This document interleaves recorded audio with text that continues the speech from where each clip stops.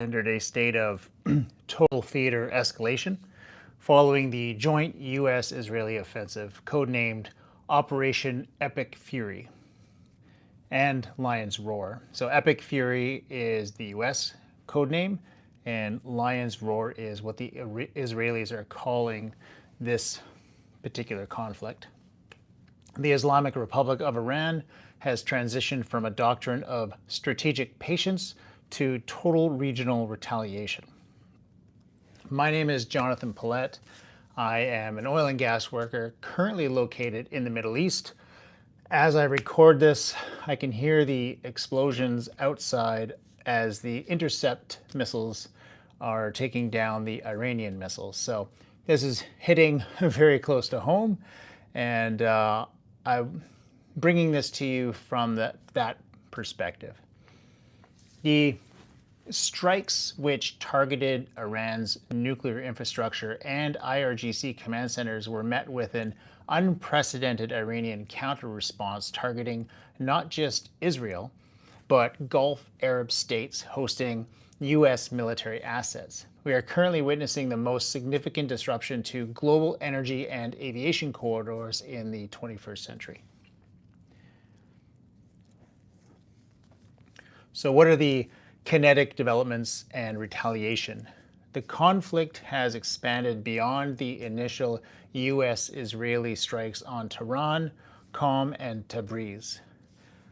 Attack on Gulf states within the last 3 hours, Iran launched a coordinated wave of ballistic missiles and scrap older generation munitions at Bahrain, Qatar, Kuwait, and the UAE. I've heard about 15 to 20 explosions to this point. To my knowledge, these have all been intercepted, but it's definitely ongoing since around noon. Anyway, so it's been about 5 hours now of some missiles coming into the country. Casualties in the UAE, fragments from intercepted missiles over Abu Dhabi have resulted in the first confirmed civilian fatality, a Pakistani national. So this is why we currently have a standing instruction to shelter in place.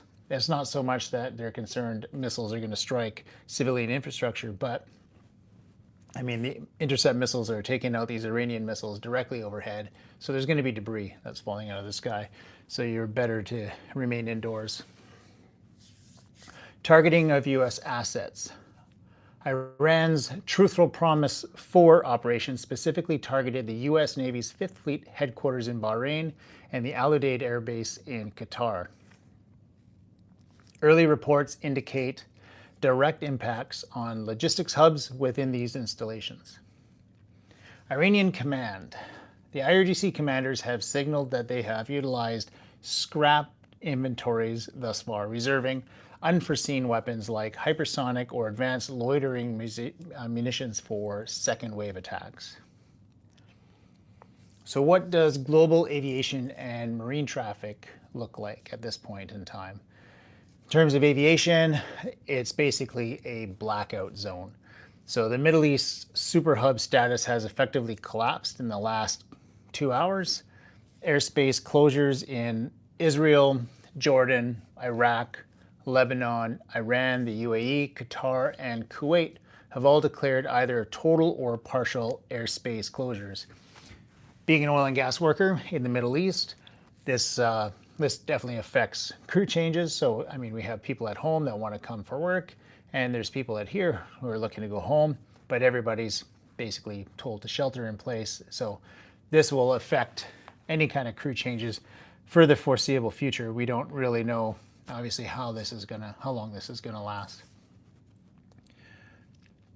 Flight cancellation. So Dubai International Airport, all operations are suspended indefinitely. Qatar Airways, all flights to and from Doha have been suspended. Turkish Airlines and Pegasus, all Middle East routes have been canceled through March 2nd. So as I record this, we are the 28th of February. So it's a few days out. And so what's that, Monday? Before we can expect any kind of update on that. And then the Western carriers like Lufthansa, Air France, and KLM have rerouted all Southeast Asia-bound traffic via the southern route over Africa or their northern route over Central Asia, adding 3 to 5 hours to their flight times. So it's interesting. I mean, it's prudent that you're going to stop any kind of aircraft traffic to, get like an airport just over here and you got missiles flying overhead. You can't really fly civilian aircraft under that kind of condition. There's just not enough warning. So marine traffic, what's the marine traffic? Obviously, this is a very significant region in terms of global oil supply and LNG supply. So you have literally, millions of barrels that flow through the Straits of Hormuz, all through vessels, very few pipelines.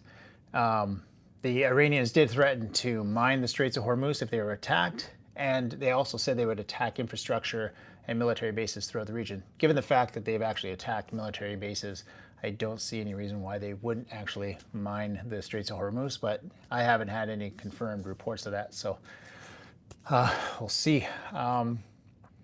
Straits of Hormuz are currently under a high-risk advisory. The BIMCO and Lloyd's of London have effectively halted new insurance underwritings for vessels entering the Persian Gulf. So that's pretty significant. The insurance, what the insurance underwriters are saying, they're risk averse.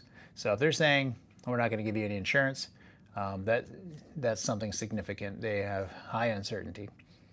Vessel behavior, satellite images show commercial tankers and LNG carriers performing emergency holding patterns or seeking refuge in the territorial waters of Oman. Oman is like the Switzerland of the Middle East.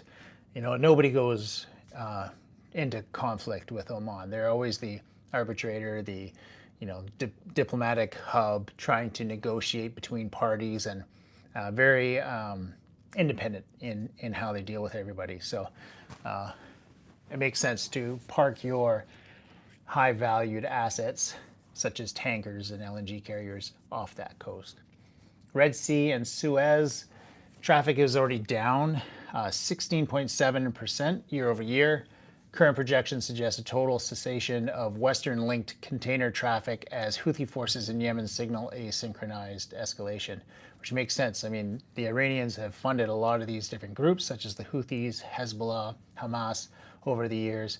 So now it's kind of all hands on deck. Hey, we're being attacked over here in Iran, so we need you guys to step up and reap some havoc in the other regions and try and take some of that fire away from Iran. So again, I'm coming at this from a perspective of being an oil and gas worker currently in the Middle East. So directly affected, seeing the missiles fly overhead, seeing the intercept missiles take them out, and hearing the explosions. This is hitting pretty close to home. So just trying to stay up to speed on these different events as they unfold. So foreign affairs and tactical assessment. From a tactical standpoint, the U.S. administration appears to be betting on escalation dominance. By striking preemptively during nuclear negotiations in Geneva, the Trump administration has signaled that diplomacy is no longer the primary instrument of policy. It wasn't that long ago that the foreign minister in Oman was saying that the Iranians were willing to forego any sort of uranium enrichment and even give up any enriched uranium that they did have. They were just looking for a cessation of or easing of the sanctions.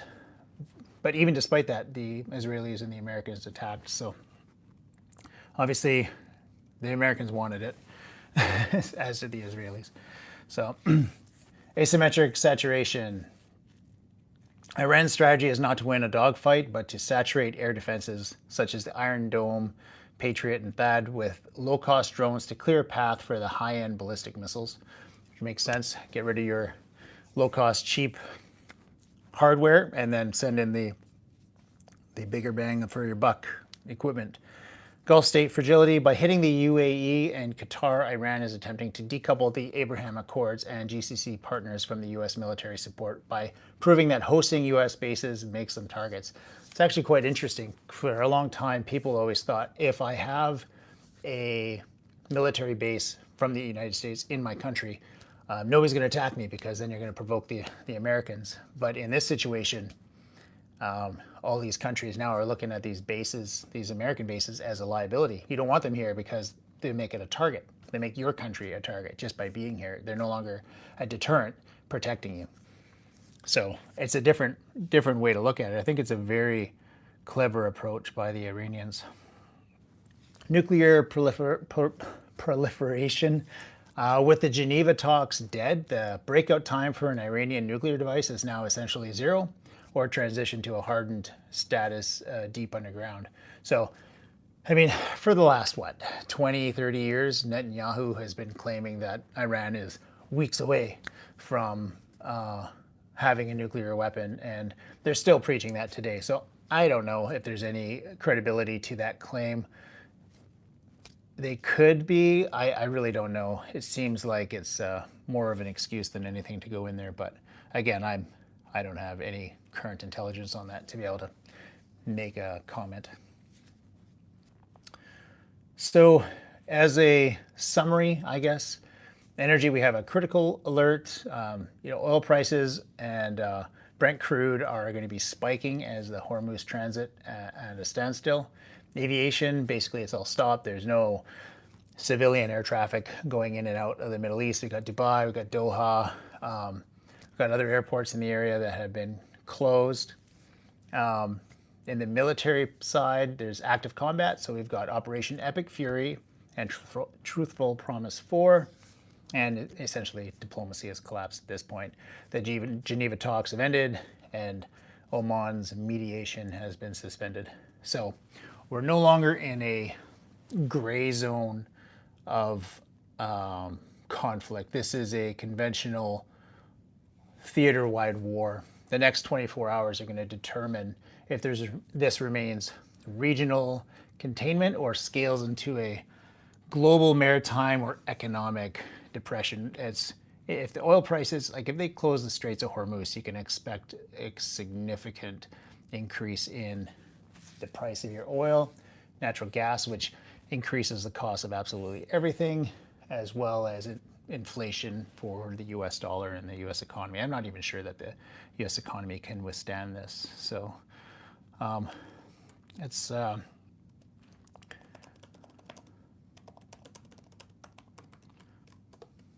not much about Saudi Arabia, but I do know that Saudi Arabia was also attacked. The Chinese and the Russians obviously are historically allies of Iran.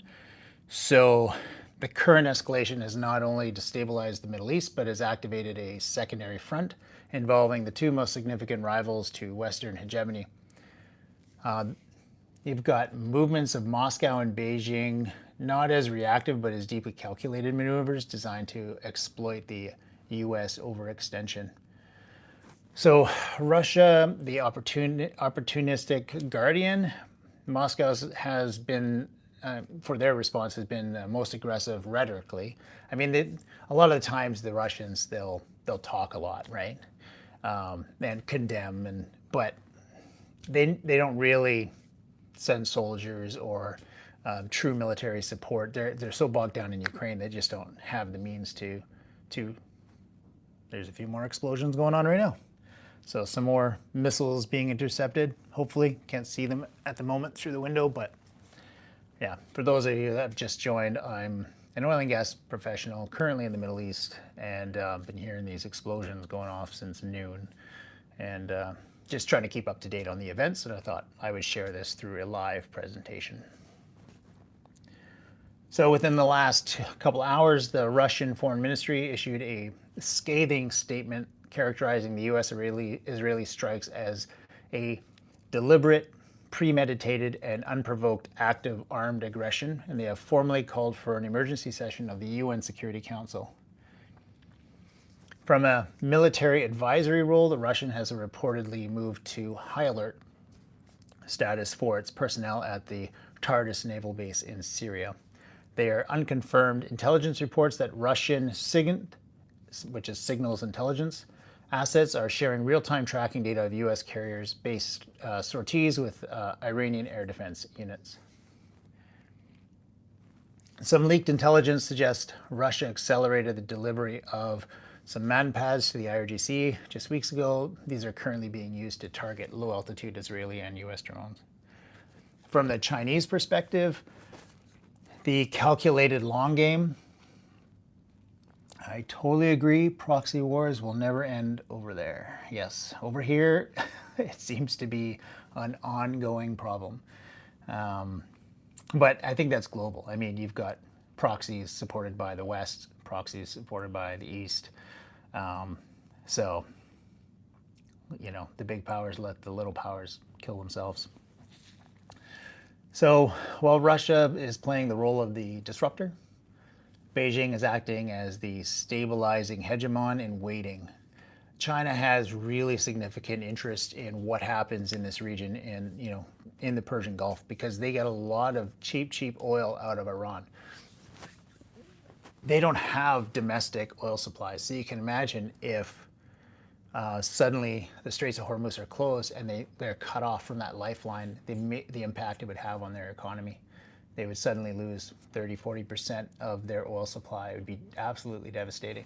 So China does not have any kind of interest in escalating this.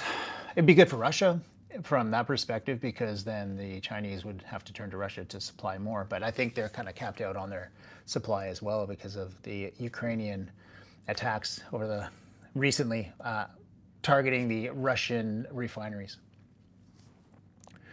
So, evacuation order in a rare and telling move. Beijing has ordered its citizens in Iran to evacuate as soon as possible and has told those in Israel to seek immediate shelter. This indicates that Chinese intelligence anticipates a sustained campaign rather than a one-off strike. From what I can see, with these missiles coming in all day, I think it's going to get worse at night. And we're actually getting into Iftar right now, which is, if you don't know, this is the holy month of Ramadan at the moment. So this is a time of, it's a very spiritual and religious time where Muslims will fast during the day and they'll break their fast at Iftar, which I think is around 5:30 in the evening. So we're getting to that point, but they're still throwing missiles over here. So that means they're trying to interrupt that kind of peacefulness. I was actually surprised that Israel and the Americans would attack Iran during this holy month. I thought that out of respect, they might hold off until after Ramadan, but apparently not. So, naval presence. So we've got, from a Chinese perspective, we've got the Tangshan destroyer, we've got frigates, part of the Maritime Security Belt 2026 drills remaining in the Gulf of Oman. So they're outside the Persian Gulf. They haven't come through the Straits of Hormuz into the Persian Gulf, but they're out in the Gulf of Oman, so they'd still be pretty much off the coast of Iran. Their presence acts as a fleet in being, forcing U.S. planners to account for high-end naval force that could theoretically interfere with a blockade. From an energy security standpoint, China has avoided direct military condemnation of the United States, UAE, and Qatar, as they are critical oil suppliers. So you can imagine, I mean, you're getting your oil from Iran, but you're also getting oil from all the other Gulf states. And you can't provoke any of them or condemn any of them because you need that oil. And the last thing you want is for the U.S. to say, okay, China's against us, no more oil to be supplied to the Chinese. So Beijing's strategy is to remain the last customer standing for both sides. So they're playing both sides of the fence here, positioning themselves to broker an eventual peace treaty that the West can no longer facilitate. I mean, it makes sense if this kind of conflict gets out of hand and the Israelis and the Americans can't sustain it financially, or they don't have that local support back home, then you can imagine eventually it's going to hit their economy, And if they falter economically, then it's a good opportunity for the Chinese to step up and fill that gap. So from a tactical synthesis, the multipolar maritime doctrine, I guess a war tactics perspective, we are seeing the first operational test of the Will for Peace 2026 framework. So in a framework kind of thing, we've got Russia, which is distraction and depletion, providing intelligence and manpads to ensure U.S. munitions are depleted on cheap targets. From China, we got strategic substitution, positioning the yuan as the only stable currency for oil trade, while the dollar-linked Gulf hubs are under fire. So a lot of the currencies in this region are basically pegged to the dollar. I think Kuwait, Bahrain, and Oman all have currencies that are, I think they're the highest valued currencies in the world. When you work in Oman and you get your paycheck and it looks really small because you got to divide it by 2 or 3 times from a U.S. dollar perspective. Iran, asymmetric saturation, so using Russian Chinese origin technology to overwhelm Western Aegis and Patriot systems. We'll see how successful that is. I think in Venezuela, it was kind of proven that the integration of Iranian and Russian and Chinese weapons technology is not, it's just not there. They don't talk to each other. They're not set up. The training isn't there versus the Western weapons are all have very specific guidelines. They have to be able to communicate with one another and integrate, and they do that very well. So we'll see how this works. Marine and air traffic. Russian Air Corridor Aeroflot has suspended all routes crossing Iranian or Iraqi airspace, rerouting via the Caspian Sea and Turkmenistan. China's shipping. COSCO and other major Chinese state carriers have issued a pause and hold order for all vessels currently in the North Arabian Sea, effectively stopping the flow of goods into the Gulf until a safe corridor is negotiated with Tehran. That's kind of worrisome because this region doesn't have a lot of food produced locally. It's all imported. So if suddenly that shipping is interrupted, I could see that could get pretty concerning pretty quickly. I have to stock up on some water. Right now we still have power, we still have running water, still have internet, obviously, because I'm on this. But yeah, from a strategic outlook, Russia wants a fire that the U.S. cannot put out. So Russia wants the United States to get bogged down in a war like Afghanistan, where they spend 20 years basically spending money and having no positive result. China wants to be the one to sell the fire extinguisher once the U.S. is exhausted, and we're watching the transition from a U.S.-led order to a fractured multipolar reality. I've heard this term thrown around a lot, where we went from a unipolar world. I mean, essentially, once the USSR fell, the U.S. was it.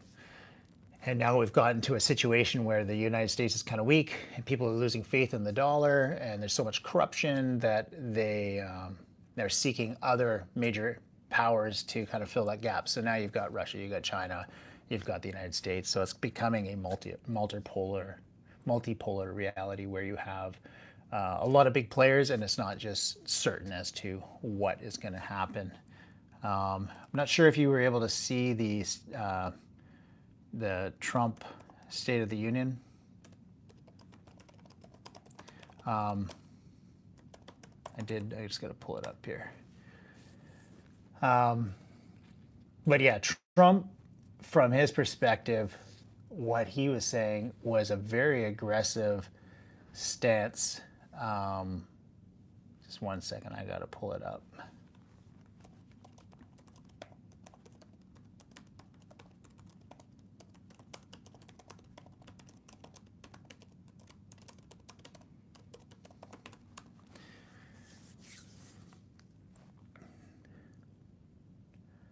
So today, it wasn't a traditional Oval Office speech. It was, I don't know if you've seen it, it was an 8-minute speech. For those of you that have just joined, I'm an oil and gas worker that is currently in the Middle East. So I'm talking today about current events. Israel this morning attacked Iran, backed by the United States, and since then the Iranians have been retaliating and targeting different countries throughout the Gulf, or more so the military bases, the U.S. military bases across the Gulf. And we just don't know where it's going to escalate from there. This is what the Iranians promised they would do if they were attacked. And Trump today made a speech making it very clear that this was not a few missiles from Israel. So it was 8 minutes, but highly aggressive. And he posted it on Truth Social. And he formally declared the commencement of Operation Epic Fury, a joint U.S. Israeli campaign aimed at obliterating the Iranian regime's military and nuclear infrastructure. That sounds very Trump-esque. Obliterating the Iranian regime. As a scholar of war tactics, which I am not, but I would characterize this address as a doctrine of total coercion. So this is the breakdown of what I thought from the key components of his address. It was basically a proclamation of war, which is interesting because the United States, you require an act of Congress to go to war. So I don't know how Trump can unilaterally say, yeah, we're going to go attack Iran. So he explicitly used the phrase major combat operations. So I suppose if you don't say war, then it's not required to have Congress approval. But it's a term that's carefully chosen to bypass the terminology of limited strikes. Because if he says limited strikes, then it sounds like just minimal kind of targeting, but he wants to be taken seriously. So he's framed the campaign as massive and ongoing, signaling that this is not a one-day event, but a multi-stage theater war. The ultimatum to the IRGC, in a move reminiscent of psychological warfare, he addressed Iranian military personnel directly, offering immunity to those who surrender and promising certain death to those who remain loyal to the supreme leader in Iran. Call for revolution. Trump bypassed the Iranian government entirely, telling the Iranian public the hour of your freedom is at hand and urging them to, quote, take over your government, end quote. This is the most explicit call for regime change by a U.S. president since the 2003 invasion of Iraq. So it's pretty crazy. You got a president of the United States blatantly saying, throw down your arms or we're going to kill you, and hey, revolt. Now's your time. Breaking with his usual America first rhetoric of avoiding foreign entanglements, he candidly admitted the lives, this is a quote, the lives of courageous American heroes may be lost, end quote. This was a calculated move to prepare the domestic public for high-intensity casualties. So, not what the American people voted for. Trump ran on a campaign of not getting into wars, and here he is saying that he's going to get into a conflict that's may cause the loss of American lives.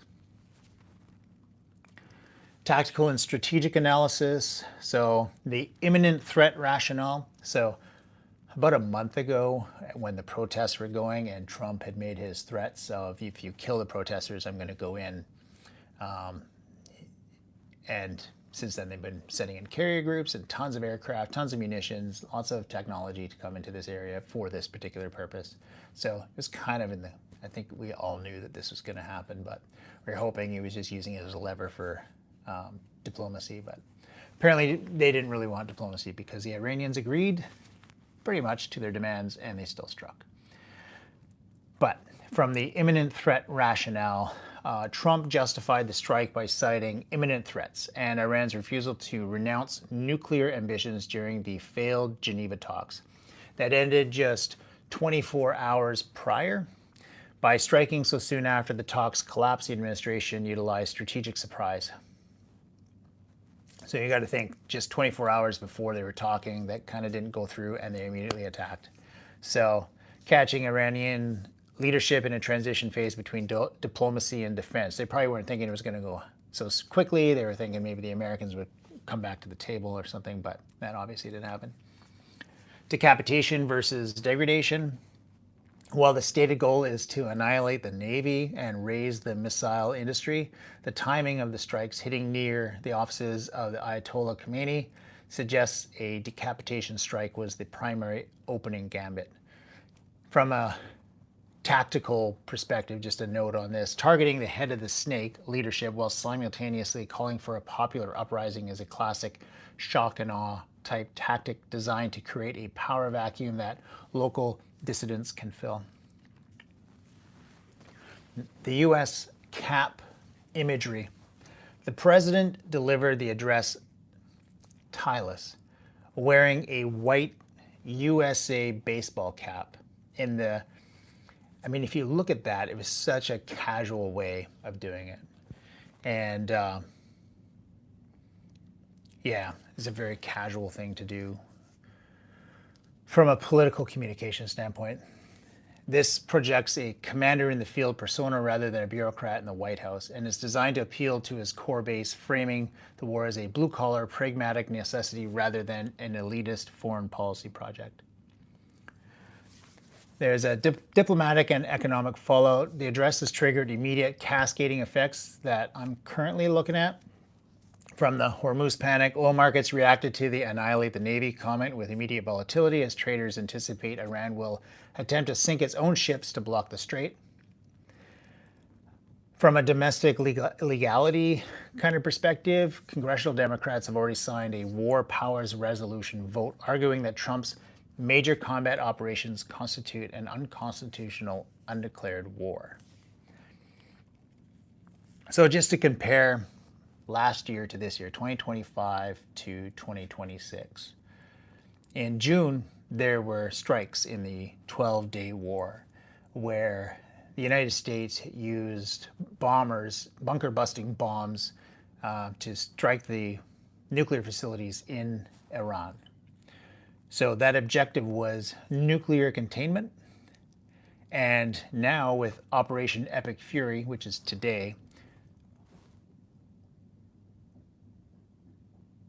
sorry, I thought I heard more explosions going on. For those of you that are just joining, I'm in the Middle East, and I've been hearing missiles and intercept missiles going off all day, so it's been a little bit interesting. But Operation Epic Fury, which is the operation for today, is regime overthrow and annihilation. In June 2025, the 12-day war, the U.S. role was supportive and kind of standoffish. Now it's a direct major combat operations involving the United States. From a communication standpoint, it was formal press briefings. Now we're seeing Truth Social and viral videos. The scope of the June strikes was targeted infrastructure, meaning the nuclear facilities, and Epic Fury is nationwide leadership centers. So this presidential address marks the definitive end of the Board of Peace era. Trump is betting that a short, violent, and massive intervention will collapse the Iranian state before Russia or China can effectively intervene. And it's a very high-stakes gamble, in my opinion, on escalation dominance. I don't think there's much in terms of legality to this. I don't think that the United States has the support of its allies. A lot of countries have been very vocal that they will not allow the United States to use their air bases to launch attacks. And these are typically allies that historically would have allowed that. So they're staying out of it. And despite that, a lot of the Gulf states also said the same thing. You cannot launch attacks, you can't take off a bunch of aircraft from like Al-Udeid in Doha and send them over to Iran and do an attack, because that would make Doha a target. So even despite that, saying that they can't do that, and no attack originated from Doha, to my knowledge anyways, there's still attacks in that country. So I guess from a escalation on the threshold here, we've got in the last 2 hours, the Middle East has entered a state of total theater escalation following the joint U.S. Israeli offensive, codenamed Operation Epic Fury by the U.S. and Lion's Roar in Israel. The Islamic Republic of Iran has transitioned from a doctrine of strategic patience to total regional retaliation.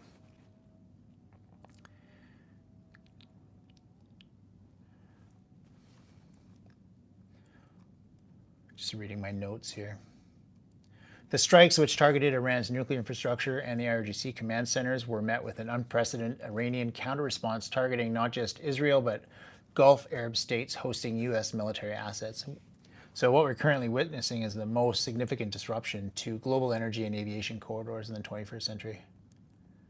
The conflict has expanded beyond the initial U.S. Israeli strikes in Tehran, Qom, and Tabriz. The first waves were targeting the Supreme Leader, Ali Khamenei, in Tehran, but his status is unconfirmed. He's reportedly cut off from contact, and senior advisor Ali Shamkhani has been confirmed killed. So that's significant. Within the last 3 hours, Iran launched coordinated ballistic missile volleys at Bahrain, Qatar, Kuwait, and the UAE. There were casualties in the UAE. A single impact in Abu Dhabi has resulted in at least one confirmed civilian casualty. I think it was a Pakistani national. And targeting U.S. assets. The IRGC has claimed responsibility for direct... There's some more missiles now. Can you hear that?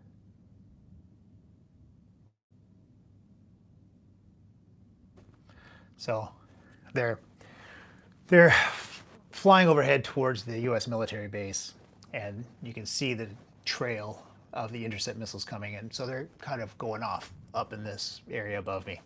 But so far, no debris. Seem to be okay. It's a shelter in place, stay inside, don't go outside and get hit by debris, which is what I believe killed that Pakistani gentleman in UAE. The IRGC has claimed responsibility for direct hits in the U.S. on the U.S. Navy's 5th Fleet headquarters in Bahrain, as well as the Al-Udeid Airbase in Qatar and Al Dhafra in the UAE. So if they've actually hit the bases with missiles, that means that the intercept missiles have not been 100% effective.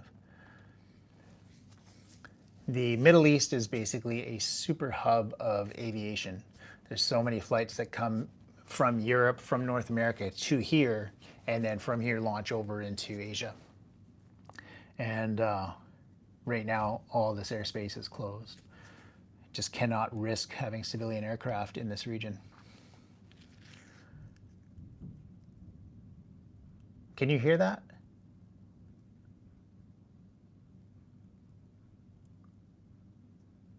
I'm Canadian. My name is Jonathan Paulette. Nice to meet you. Yeah, I'm an oil and gas professional. I'm currently in the Middle East. And I'm surprised that they're shooting missiles right now, because this is iftar during Ramadan, where people are breaking their fast. And you would think that they would be respectful of that time and just allow people to enjoy their breakfast. For security reasons, I can't disclose where I am located. You were able to hear that. Okay, good. It's not in my own head. So, airspace closures. We've got Israel, Jordan, Iraq, Lebanon, Iran, UAE, Qatar, and Kuwait have all declared either total or partial airspace closures. Flight cancellations, Dubai International, all operations suspended indefinitely. The world's busiest international hub is effectively a ghost town. Qatar Airways, all flights to and from Doha are canceled, and Western carriers like Lufthansa, Air France, and KLM have rerouted all Southeast Asia-bound traffic through Africa or Central Asia, adding 3 to 5 hours to their flight times. I think it will be worse at night. I think their strategy right now might be to prevent people from getting sleep and rest by sporadically bombing, not just having like one massive attack, but just continuous bombardment, so that maybe soldiers will start to relax and then they get jolted, and through that process, fatigue the people that would be defending the base here.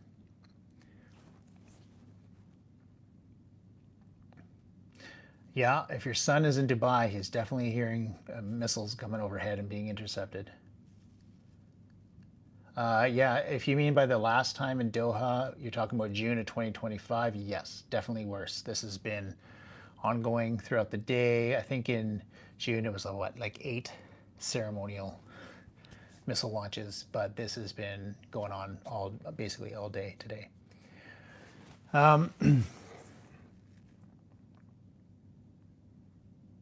So from an insurance perspective, the insurance companies are declaring this a critical risk, and they are not issuing new insurance underwriting to vessels entering the Persian Gulf. So it tells you, excuse me, how serious it is. If the insurance companies are like, yeah, no, the risk is too high, then it's significant. They're not even willing to bet on it. The Houthis in Yemen have officially announced that they will resume and intensify attacks on all shipping in the Red Sea, effectively closing both ends of the Arabian Peninsula. So if you're in the West, or like say Europe or North America, you can expect increase in your cost of goods, because the shipping route now has to go around the Horn of Africa, and it takes a lot more time, but it's also a lot more costly. So you're going to pay more, and it's going to be inflationary. Plus, if the Straits of Hormuz does get closed, or there is a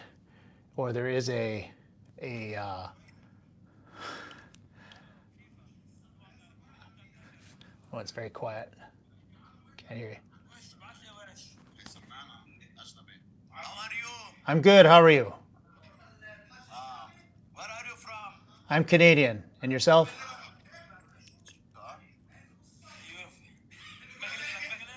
Sorry, I don't understand you. Where are you from? I'm from Canada. And yourself? Canada. Yeah. I am from Lebanon. Lebanon. Are you in Lebanon now? Yes. Ah,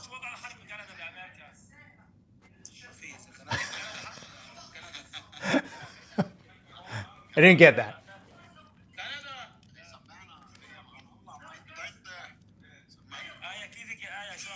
I don't understand you. What do you say?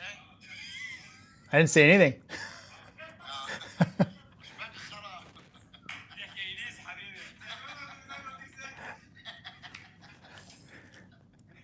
That's hilarious.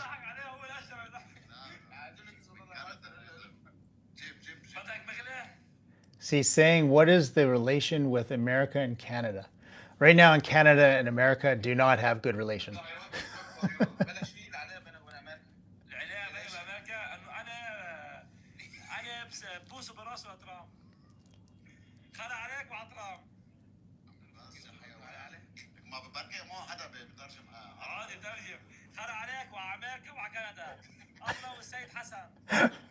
I wish I could understand. I'm sorry, but I don't.